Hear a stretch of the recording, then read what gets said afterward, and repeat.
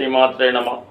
ఈ వీడియోలో మనం డిసెంబర్ 22వ తారీఖు నుంచి 28వ తారీఖు మధ్యలో జరగబోయే వార ఫలాలు మేషరాశి వారికి ఏ విధంగా ఉండబోతున్నాయి అని పరిశీలిద్దాం.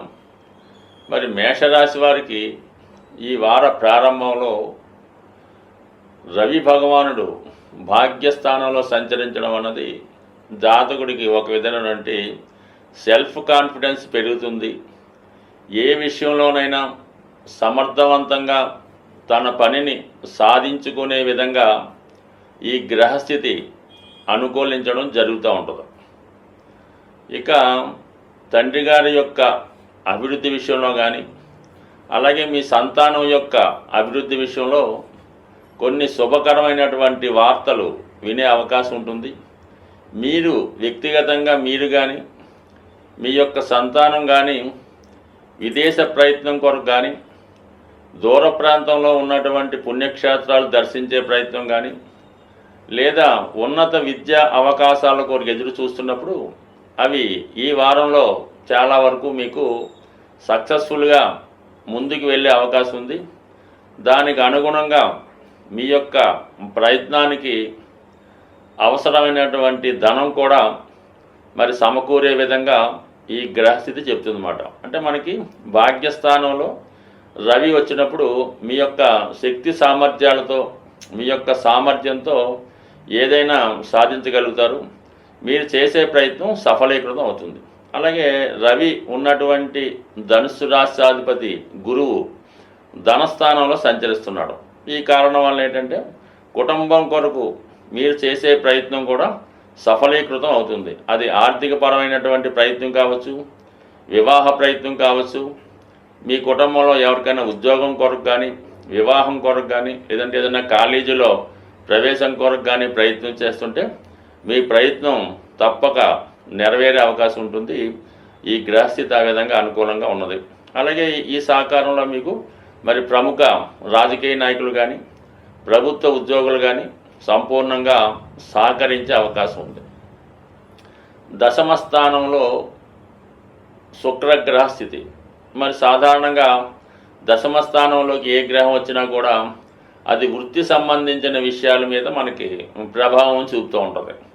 ఎవరైతే ఈ రాశిలో మేషరాశిలో ఉన్నటువంటి స్త్రీలకి ఉద్యోగ అవకాశాలు రావడం జరుగుతూ ఉంటుంది. మగవారికి కూడా వృత్తిలో అభివృద్ధి కానీ, వృత్తిలో సౌకర్యాలు పెరగడం, వృత్తిలో మీకు సహ ఉద్యోగులు సహకరించి మీ అభివృద్ధికి కారణం అవడం కూడా జరుగుతూ ఉంటుంది.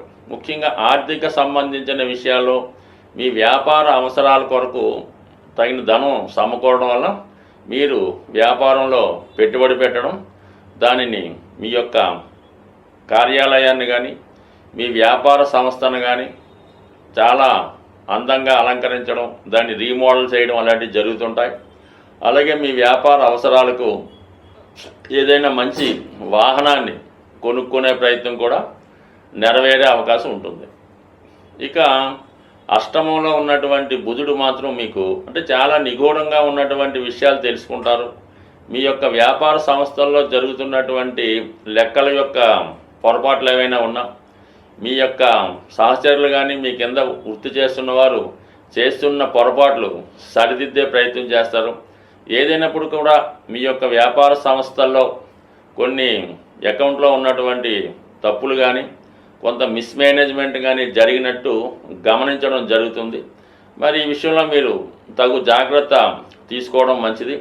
ఎప్పుడైనా సరే ఈ బుధుడి యొక్క అష్టమ స్థితి, బుధుడి యొక్క స్థితి శత్రురాశిలో ఉన్నప్పుడు జాతకుడు చెయ్యని పొరపాట్లకి సడన్గా మీకు ఏదైనా ఇన్కమ్ ట్యాక్స్ రైడో, జిఎస్టీఓలో రైడ్ చేసినప్పుడు చిన్న చిన్న పొరపాట్లు లభించడం వల్ల అదేదో పెద్దగా నేరం చేసినట్టు ఇబ్బంది పడే అవకాశం ఉంటుంది. అది ఒక విధంగా మీ మానసిక అశాంతికి కానీ, మీ యొక్క నేమ్ అండ్ ఫేమ్కి కానీ భంగం కలిగే అవకాశం ఉంది. కాబట్టి ప్రస్తుతం మీరు మీ యొక్క వ్యాపార లావాదేవీల్లో ఉన్నటువంటి అకౌంట్ బుక్స్ సరి చేసుకోండి. చిన్న చిన్న పొరపాటు లేకుండా జాగ్రత్త వహించడం మంచిది.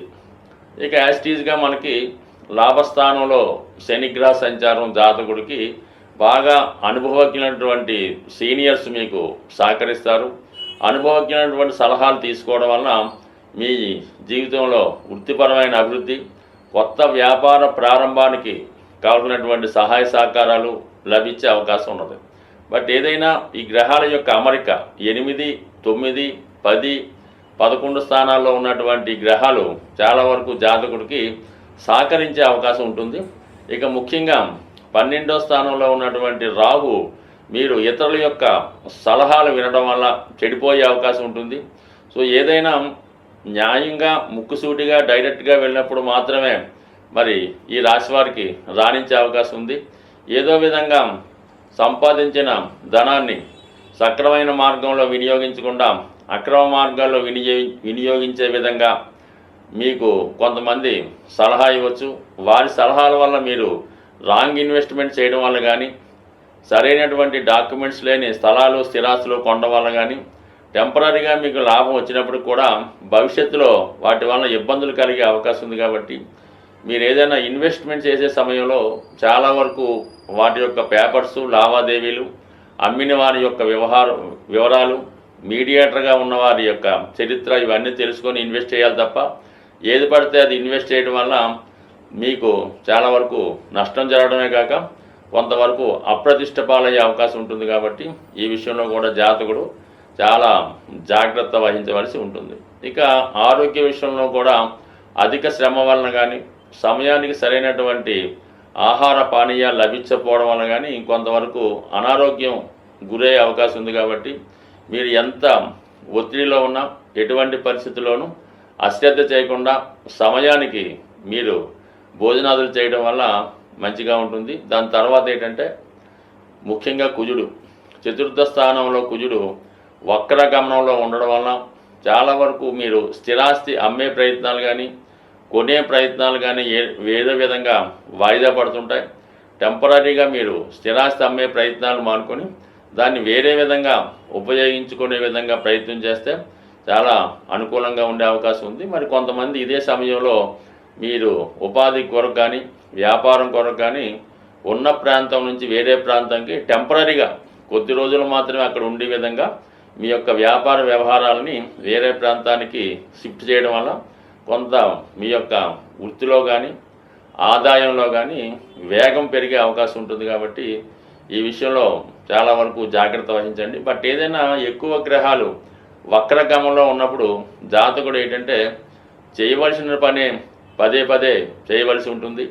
1-2 సార్లు ప్రయత్నం చేస్తే తప్ప ఆ ప్రయత్నం సాగే అవకాశం లేదు. జాతకరీత్యా ఎవరైతే జ్యోతిష్యాన్ని నమ్ముతూ ఉంటారో దాన్ని ఫాలో అవుతుంటారో వారు కంపల్సరిగా కొన్ని నియమాలు పాటించాలి. కొన్ని పూజలు పరిహారాలు తప్పనిసరిగా చేయించుకోవలసి ఉంటుంది.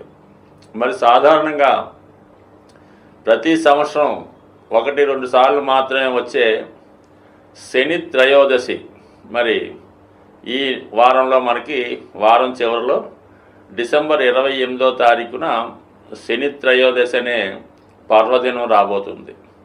మరి ఆ రోజు అంటే కేవలం శని భగవానుండి ఏలినాటి శని అష్టమ శని ఉన్నవారే కాకుండా మిగతా వారు కూడా ఎలా ఉంటుందంటే చాలా వరకు ఎవరో ఒకరికి శని మహాదశ, శని అంతర్దశ, విదశ, లేదంటే ఇంకొక విధంగా మరి శని గోచారీత్యా అనుకూలంగా లేకపోవడం ఇవన్నీ ఏదో రంగా జరుగుతుంటాయి. అలాగే శాశ్వతంగా ఎక్కువ రోజులు పడే ఇబ్బందులకు కూడా శని కారణం అవుతూ ఉంటాడు. అంటే ఒక వ్యాధి మీకు వచ్చి చాలా కాలంగా పట్టి పీడిస్తున్నా, లేదంటే ఒక రుణం ఒకరి దగ్గర మీరు అప్పు తీసుకుంటే అది ఎంత కష్టపడ్డా దాన్ని తీర్చలేకపోతుంటారు. అంటే దీర్ఘకాలికంగా ఉన్నటువంటి రుణాల నుంచి బయటపడాలన్నా, అలాగే ఒక వ్యసనం చాలా వరకు మనిషిని పట్టి పీడిస్తూ ఉంటుంది.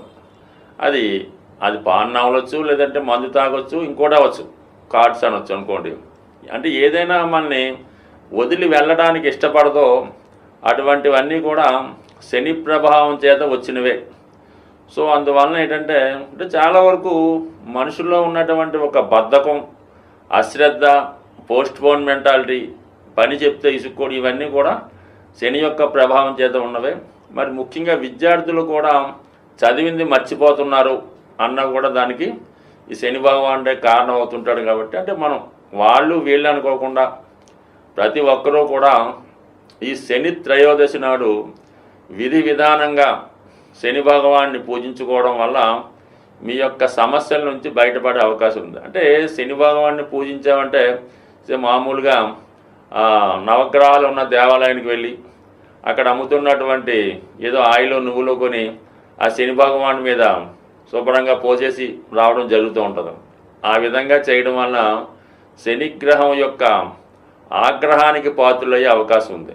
అంటే ఏదన్నా ఒక అభిషేకం చేద్దాం అనుకున్నప్పుడు ముందుగా ఆ విగ్రహాన్ని శుభ్రంగా మంచినీటితో స్నానం చేయించి దాని తర్వాత తైలంతో అభిషేకం చేసి దాని తర్వాత మళ్ళా మీరు శుభ్రమైన వాటర్తో పరిశుభ్రంగా కడిగి మంచి వస్త్రాన్ని ఆ విగ్రహానికి ధరింపజేసి నైవేద్యం అది పెట్టి పూజించినప్పుడు మాత్రమే అది అభిషేకంగా మీకు వర్తిస్తుంది తప్ప ఎవరో ఒకరు పూజ చేస్తుంటారు, ఇంకోటి వచ్చి దాని మీద నువ్వులు వేసేస్తుంటాడు, ఇంకోటి వచ్చి ఆయిల్ పోసేస్తుంటాడు. అంటే ఆ శని భగవానుడు ఆ సమయంలో ఏదో పనిలో బిజీగా ఉంటాడు. గమ్ముని అతని మీద ఇటువంటి పోయడం వల్ల అతనికి ఆగ్రహం కలిగే అవకాశం ఉంది. కాబట్టి నెమ్మదిగా ఎక్కువ మంది ఉన్నాం, ఒకళ్ళ తర్వాత ఒకరు కంపల్సరిగా ఈ విధానం చేయడం, మళ్ళా కొత్తగా మళ్ళీ వాటర్తో కడిగి మళ్ళీ ప్రారంభించుకోవాలి తప్ప ఒకేసారి అలా చేయడం వల్ల ఫలితం వచ్చే అవకాశం ఉండదు. కాబట్టి జాగ్రత్తగా కొద్దిగా ఆలస్యమైనా నెమ్మదిగా, అంటే ఎంత నెమ్మదిగా శని భగవాన్ని పూజిస్తే అంత సంతోషించడం జరుగుతుంది. మీరు ఎంత తొందరగా పూర్తి చేస్తే అంత ఆగ్రహానికి గురవడం జరుగుతుంది. చెయ్యకపోయినా పర్లేదు, కానీ ఇలాగ అవమానకరంగా చేయడం వల్ల ఇబ్బందులు వస్తాయి. సరే, ఎప్పుడైతే మనం శని భగవానుడి యొక్క అభిషేకం పూర్తయిందో కంపల్సరిగా మీరు అదే దేవాలయంలో ఉన్నటువంటి శివుణ్ణి, అంటే ప్రధాన దేవుణ్ణి కూడా అర్చించి అతనికి కూడా విధి విధానంగా అభిషేకాదులు నిర్వహించిన తర్వాత మీరు నెమ్మదిగా మీ యొక్క గృహానికి ఇచ్చేసి ఆ రోజంతా కూడా చాలా పవిత్రంగా ఉండవలసి ఉంటుంది.